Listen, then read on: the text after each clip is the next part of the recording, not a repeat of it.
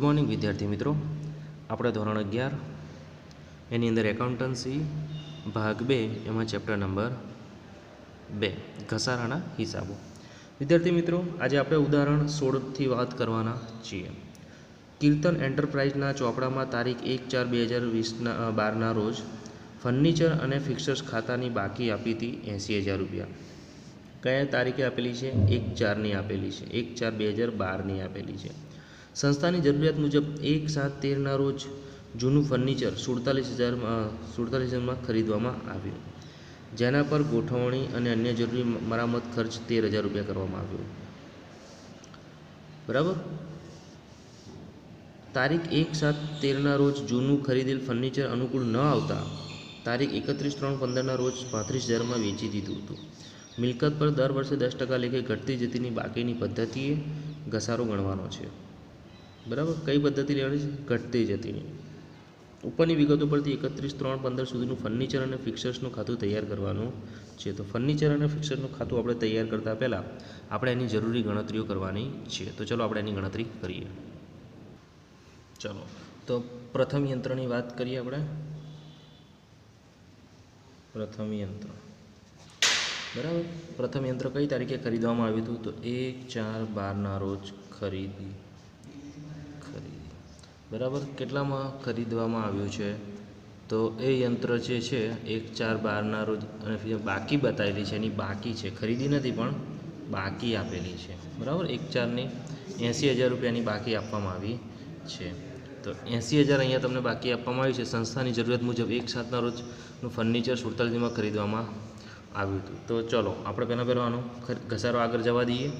તો તારીખ 1/4/12 શરૂની બાકી, બરાબર, એના ઉપર ઘસારો, આપણે એના ઉપર ઘસારો કરીએ। હવે ઘસારો કઈ તારીખે ગણાય? તો 31/3/13ના રોજ ઘસારો ગણાશે। 10% લેખે 8,000 રૂપિયા ઘસારો બાદ કરીએ તો બાદ કરીશું તો કેટલી કિંમત વધશે એની? તો અહીંયા આગળ બાદ કરવાથી જે કિંમત આપણી વધે છે તે કિંમત મૂકીએ આપણે તો 8,000 રૂપિયાની કિંમત રહેશે। કેટલી રહેશે? ચલો, તો આપણે એની કિંમત બાકી મૂકીએ તો 72,000 રૂપિયા એની કિંમત વધી, એટલે એ કહેવાશે 1/4/13ની શરૂની બાકી। એમાંથી ફરી ઘસારો ગણીએ, માઇનસ ઘસારો 10%, 7,200 ઘસારો બાદ કરીએ એટલે 64,800 રૂપિયા રહેશે, જે કહેવાશે 1/4/14ની શરૂની બાકી। એના 10% ઘસારો માઇનસ ઘસારો તો 6,480 એનો ઘસારો એટલે 58,320, એટલે તારીખ 31/3/15ની ચોપડે કિંમત કેવા છે? 58,320 ગણાશે। હવે આપણે વાત કરીએ બીજા યંત્રની। તો બીજું ફર્નિચર ખરીદ્યું હતું બીજું ફર્નિચર 1/7/13ના રોજ ખરીદવામાં આવ્યું, જૂનું ફર્નિચર ખરીદ્યું હતું, બરાબર છે। ચલો પડતર કિંમત નક્કી કરીએ ને, તો પડતર કિંમત નક્કી કરીએ તો 47,000માં ખરીદવામાં આવ્યું ને 1,000 રૂપિયા જે છે 13,000 રૂપિયા એનો ગોઠવવાનો ખર્ચ કરવામાં આવ્યો, એટલે કુલ જે રકમ આપણને પડી, બરાબર, એટલે એની પડતર કિંમત જે થઈ એ 60,000 રૂપિયા થઈ, બરાબર। એના ઉપર ઘસારો 1/7થી છે એટલે 7મો મહિનો, 8મો મહિનો, 9મો મહિનો, 10મો મહિનો, 11મો, 12મો, પહેલો, બીજો અને ત્રીજો, એટલે કુલ ઘસારો જે ગણવાનો છે એટલે 60,000ના 10% લેખે 9 માસનો ઘસારો ગણવાનો છે, બરાબર છે। આનું સાદું રૂપ આપણે આપીએ એટલે 4500 રૂપિયા આપણને મળશે। 4500 ઘસારો ગણાશે એ વર્ષનો, બાદ કરીશું એટલે 55,000 રૂપિયા થયો, 55,500 બાકી રહ્યા। એ જે બાકી રહે એ ગણાશે 1/4/14ની ચોપડે કિંમત, બરાબર। એનો 10% ઘસારો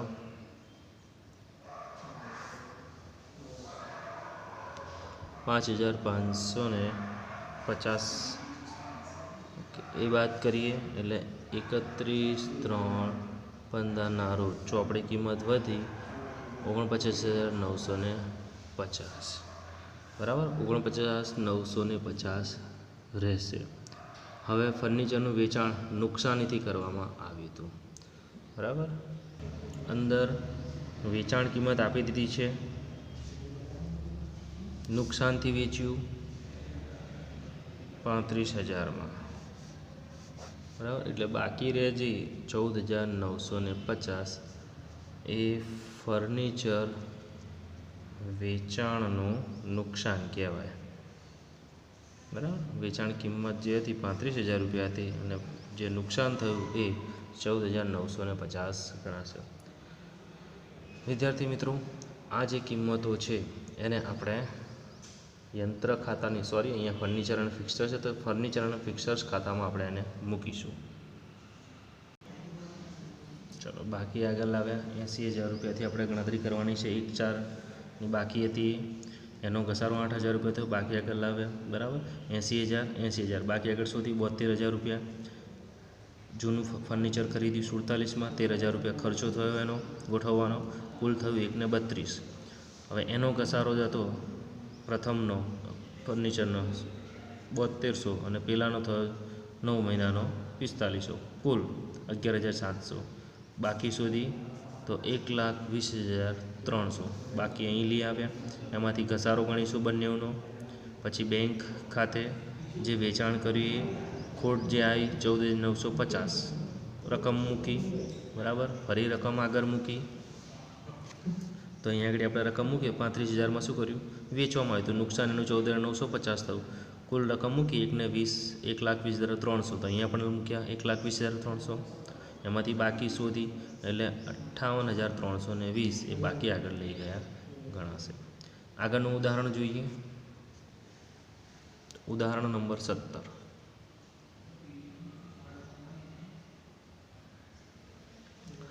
યુસુફ કોડાવાલા કોર્પોરેશને તારીખ 1/4/2012ના રોજ 70,000નું યંત્ર ખરીદ્યું. કઈ તારીખે ખરીદ્યું? 1/4/12ના રોજ.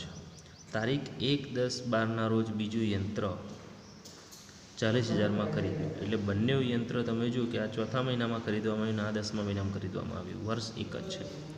તારીખ 31/1/15ના રોજ બીજું યંત્ર તેની ચોપડા કિંમત પર 20% નફા સાથે વેચી દીધું. કંપની દર વર્ષે 10% લેખે ઘટતી જતીની બાકીની પદ્ધતિએ ઘસારો ગણે છે. ઉપરની માહિતી પરથી યંત્ર ખાતું બનાવો અને પ્રથમ વર્ષના વાર્ષિક હિસાબોમાં તેની અસર પણ દર્શાવવાની છે. તો ચલો આપણે એની ગણતરી કરીશું. ચલો, પ્રથમ યંત્ર.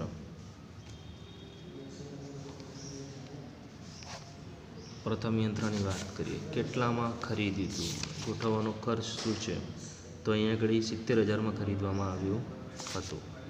તો 1/4ના રોજ 1/4/12ના રોજ પ્રથમ યંત્ર પર ઘસારાની ગણતરી કરીએ તો ખરીદ કિંમત ગોઠવણી સાથે અથવા તો પડતર કિંમત અહીંયા આગળ તમને આપી દેવામાં આવી છે 70,000 રૂપિયા, બરાબર. એના ઉપર માઇનસ ઘસારો 10%, 7,000 રૂપિયા એનો ઘસારો બાદ કરીએ એટલે 63,000 રૂપિયા રહ્યા, બરાબર. એ 63,000 જે છે એ 1/4ના રોજની ચોપડી કિંમત ગણાશે. તો 1/4/13ની શરૂની બાકી, એના ઉપર 10% ફરી ઘસારો એટલે 6300 રૂપિયા બાદ કરીશું. ઘસારો 10%, તો એ થયા 56,700 માઇનસ ઘસારો આ ગણાશે 1/4/14ની શરૂની બાકી, ફરી 10% ઘસારો 5,670, બરાબર. એટલે 31/3/15ની ચોપડી કિંમત ચોપડે કિંમત થઈ બાદ કરી આ રકમ એટલે 51,030 એ થઈ એ ચોપડે કિંમત કયા યંત્રની? પ્રથમ યંત્રની. હવે વાત કરીએ બીજા યંત્રની. તો બીજું યંત્ર,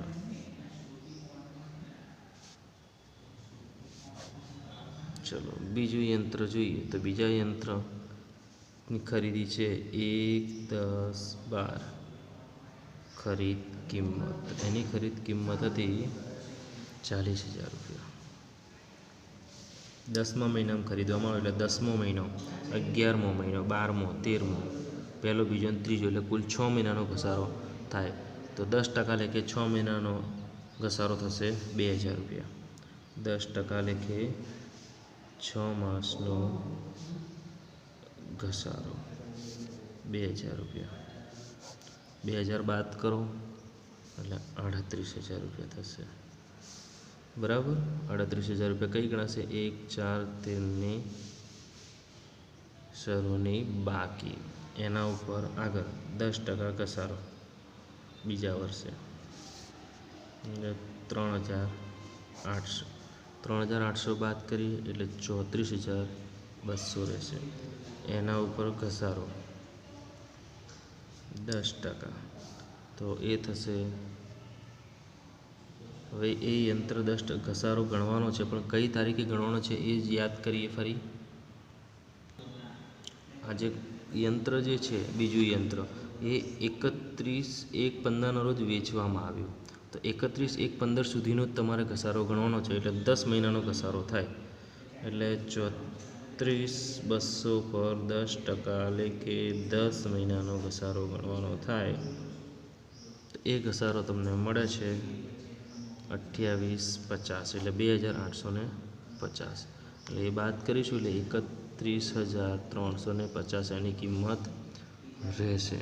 એ કઈ રહેશે? 31/1ના રોજની ચોપડે કિંમત ગણાશે. 31/1/2015ની ચોપડે કિંમત ગણાશે 31,350. હવે નફા સાથે વેચે છે એટલે પ્લસ આવશે, પ્લસ નફો 20%. 20% કરીએ એટલે 31,350 ગુણ્યા 20% નફો.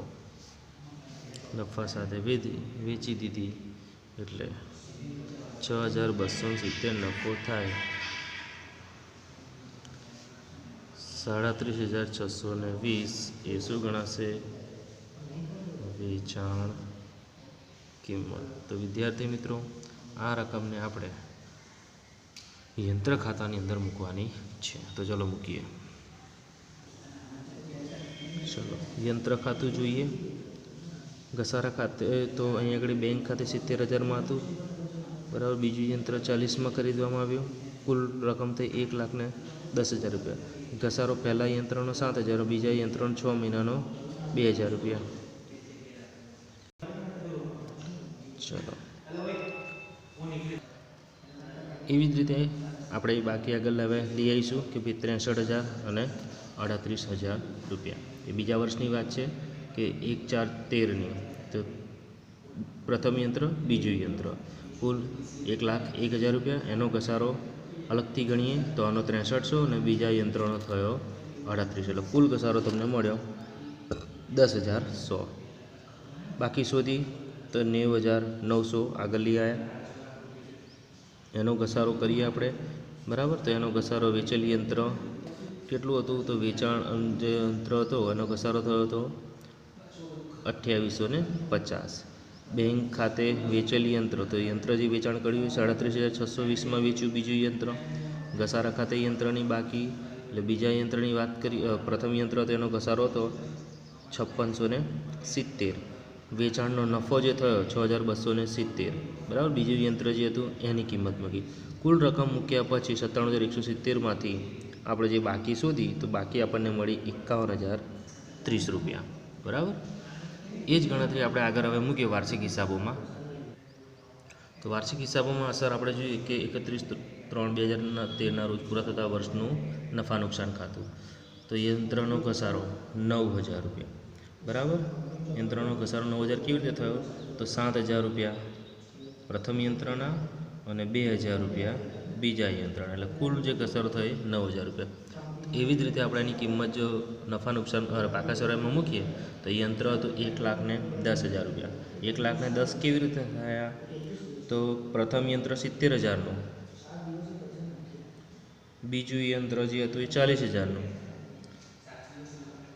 એટલે કુલ 1,10,000. એમાંથી કુલ ઘસારો 9,000 રૂપિયા બાદ કર્યો, એટલે 1 ને 10, 1,01,000 રૂપિયા બહારની બાજુ મૂકાશે.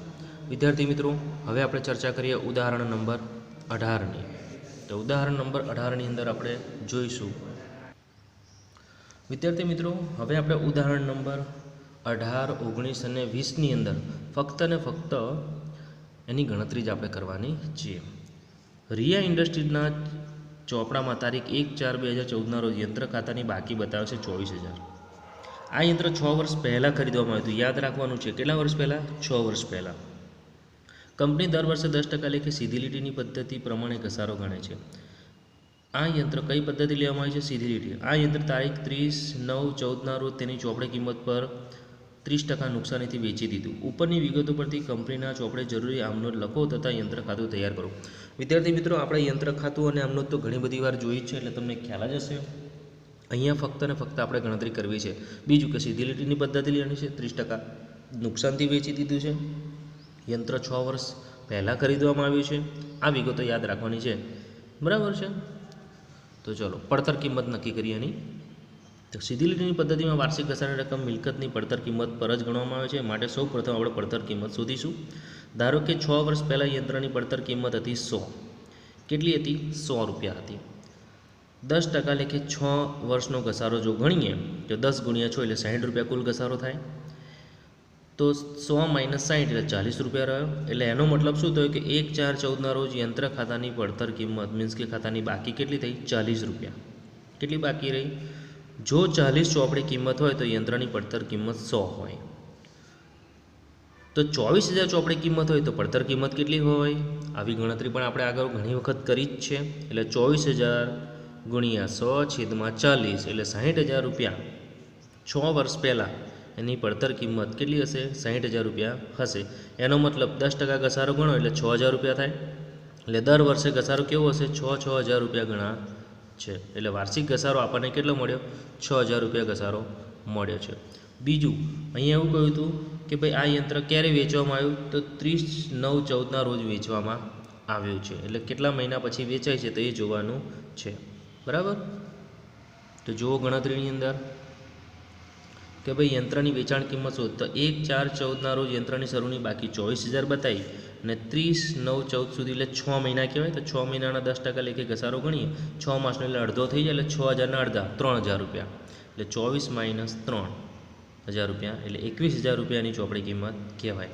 તો 21,000ના 30% નુકસાનીથી વેચવામાં આવ્યું. તો 30% આપણે નુકસાની કરીએ તો 21,000ના 30% એટલે 63,000 રૂપિયા નુકસાન કહેવાય. એનો મતલબ બાદ કરીશું નુકસાન છે, એટલે વેચેલ યંત્રની વેચાણ કિંમત કેટલી થઈ? 14,700 ગણાશે. વિદ્યાર્થી મિત્રો, આ દરેક ગણતરીને આપણે શું કરવાનું છે? આમનોંધ અને યંત્ર ખાતામાં મૂકવાની છે, બરાબર? પરંતુ આપણે આગળ એવી ગણતરી જોઈ છે, એટલા માટે હવે આપણે ઉદાહરણ નંબર 19ની ચર્ચા કરીશું.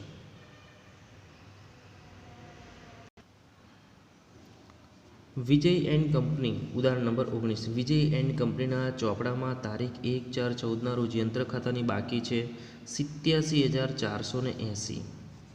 આ યંત્ર કેટલા વર્ષ પહેલાં ખરીદવામાં આવ્યું? તો 3 વર્ષ પહેલાં ખરીદવામાં આવ્યું હતું. આ યંત્ર પર 10% લેખે ઘટતી જતીની બાકીની પદ્ધતિએ ઘસારો ગણવામાં આવે છે. તો યંત્રની પડતર કિંમત તથા 31/3/15ના રોજનો વાર્ષિક ઘસારાની રકમ આપણે શોધવાની છે. વિદ્યાર્થી મિત્રો, એક વસ્તુ યાદ રાખો કે આની ખાતાની બાકી આપેલી છે 87,480. 3 વર્ષ પહેલાં ખરીદવામાં આવ્યું હતું. 10% એટલે ઘટતી જતીની બાકી પદ્ધતિ કહ્યું છે. અત્યાર સુધી આપણે સીધી લીટીની પદ્ધતિવાળા દાખલા જોયા હતા, પણ આ છે ઘટતી જતીની બાકીની પદ્ધતિનો દાખલો આપેલો છે. તો ચલો આપણે એની ગણતરી સમજીએ. તો યંત્ર પડતર કિંમત પર 31/3/15ના રોજ વાર્ષિક ઘસારાની રકમ પણ આપણે શોધવાની છે. ચલો ધારો કે 3 વર્ષ પહેલાં એટલે કે 1/4/11ના રોજ યંત્રની પડતર કિંમત ₹100 છે. હવે અહીંયા આગળ 1/4/14ના રોજ યંત્રની પડતર કિંમત 100 રૂપિયા હોય તો 10% લેખે ઘસારો કેટલો થયો? 10 રૂપિયા. 10 બાદ કરીએ એટલે 1/4/12 રોજ યંત્ર ખાતાની શરૂની બાકી કેટલી મળી? 90 રૂપિયા. 90ના 10% કરીએ એટલે 9 રૂપિયા થાય.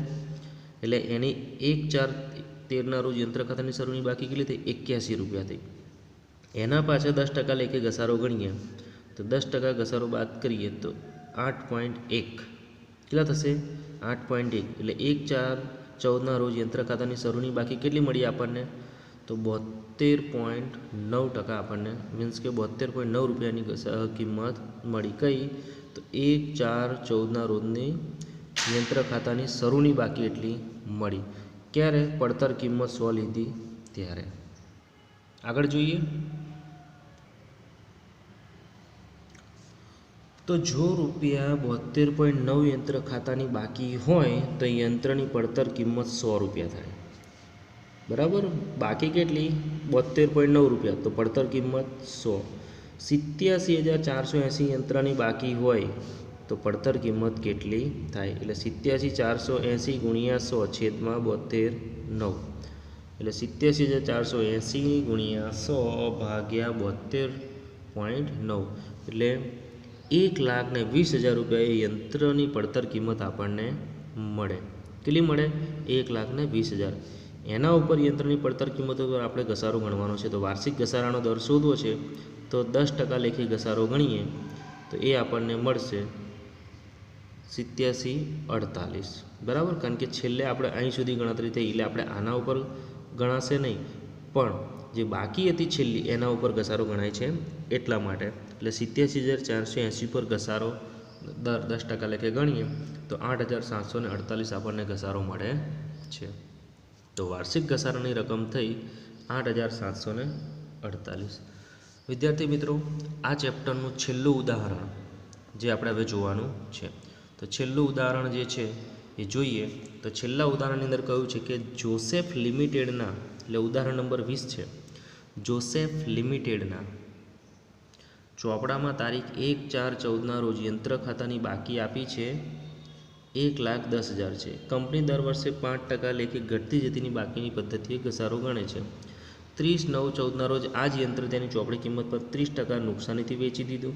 ઉપરની વિગતના આધારે કંપનીના ચોપડે જરૂરી આમનોંધ અને યંત્ર ખાતું બનાવો. આપણે આમનોંધ અને યંત્ર ખાતા વિશે તો જાણીએ છીએ કેવી રીતે બનાવવાનું, ખાલી અહીંયા આપણે ગણતરી સમજવાની છે. તો વિદ્યાર્થી મિત્રો, અહીંયા તમે જુઓ કે 1/4/14 રોજ યંત્રની ચોપડી કિંમત છે 1,10,000 રૂપિયા. હવે ક્યારે વેચી દીધું? એના એ જ વર્ષમાં વેચી દીધું. 14માં ખરીદ્યું, 14માં વેચ્યું, પણ 9મા મહિનામાં વેચી દીધું. એટલે 6 મહિનાનો ઘસારો ગણાય. એટલે 6 માસનો 5% લેખે ઘસારો જો ગણીએ તો 1,10,000ના 5% લેખે 6 મહિનાનો ઘસારો એ થાય છે 100 ગુણ્યા 12 તો 2,750. કેટલો થયો? 2,750. એ 30/9/14 રોજનો ઘસારા બાદની કિંમત કહેવાય. હવે બાદ કરી તો 1,07,250. એને 30% નુકસાનીથી વેચી દીધું. તો 1,07,250ના 30% આપણે કરવાના. તો 30% કરીએ તો 32,175 થાય. કેટલા થાય? 32,175. એ કિંમત બાદ કરીએ એટલે યંત્રની વેચાણ કિંમત આપણને મળી. યંત્રની વેચાણ કિંમત થઈ છે 75,075. બરાબર. અને આ બધી જે રકમો આપણે શોધી એ આપણે હવે શું કરવાનું છે કે જરૂરી આમનોંધની અંદર મૂકવાનું. આમનોંધ ઉપરથી ખતવણી કરીને યંત્ર ખાતું તૈયાર કરવાનું હોય છે, જે આપણે આગળ ઘણા બધા ઉદાહરણોની અંદર જોયું છે. એટલા માટે આપણે અહીંયા કરાવતા નથી, જે આપણે સ્વાધ્યાયમાં તમારે કરવાનું રહેશે. તો વિદ્યાર્થી મિત્રો, વ્યવસ્થિત નોટ્સની અંદર સ્વાધ્યાય કરવું, બરાબર, જરૂરી વિગતો પણ લખવી. Thank you. આભાર. આપણે આ ચેપ્ટર અહીંયા પૂર્ણ કરીએ છીએ.